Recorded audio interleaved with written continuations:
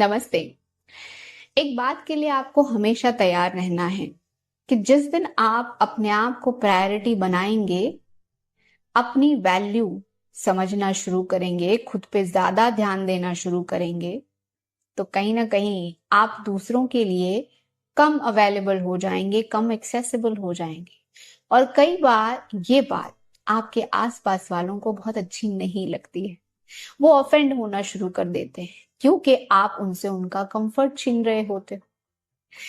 जो व्यक्ति हमेशा सर झुका के बिना शिकायत किए हर बात के लिए हाँ कर देता था, आज वो ना भी बोल रहा है और फिर ये भी समझने की कोशिश नहीं कर रहा है कि उसके ना बोलने से औरों को कितनी परेशानी हो रही है।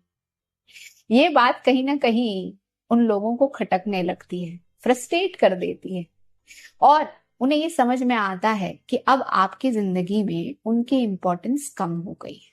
पावरलेस फील करना शुरू करते हैं, जिसकी वजह से वो इतने डेस्परेट हो जाते हैं कि वो एक पॉइंट के बाद आपको ट्रिगर करेंगे, ये कहकर कि अगर आपको यही करना था, आप ऐसे ही थे, तो पहले इतना अच्छा बनने का नाटक क्यों किया। एंड यू नो व्हाट, वो इस बात को बहुत अच्छे से जानते होते हैं कि आप कभी भी उनके साथ फेक नहीं थे। आप हमेशा सच्चे और ईमानदार रहे, आपने जो किया था दिल से किया था।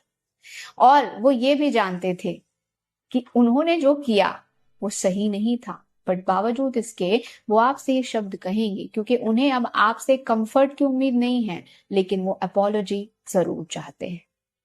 वो ये सोचते हैं कि आपको ट्रिगर करने के बाद आप कुछ ऐसा रिएक्शन दो जिसके लिए लेटर ऑन आपको गिल्ट हो और फिर आप उनसे सॉरी कहो। पर दिस इज अ ट्रैप जहां आपको फंसना नहीं है। आपको आपकी सच्चाई मालूम है, इसलिए किसी और के झूठ पर विश्वास करने की आपको कोई जरूरत नहीं है। अपने इंटेंशंस को सही रखिए, राइट डायरेक्शन में मूव कीजिए और जिसे जो सोचना है सोचने दीजिए। Keep smiling, keep shining. नमस्ते।